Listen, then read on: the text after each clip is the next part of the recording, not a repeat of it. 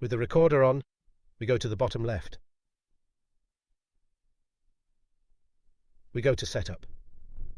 From Setup, we go to System. And from System we come to General. And then go to Output Configuration. Here we can see all the settings that we can do on our device. For the resolution we come to this one, VGA HDMI. We can leave this box checked for automatic recognition. Currently we are on 1080p resolution.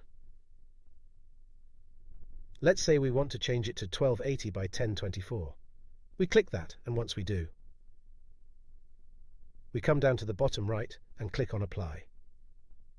Click on OK. Click on OK to save the parameters, and we wait for the changes to be applied.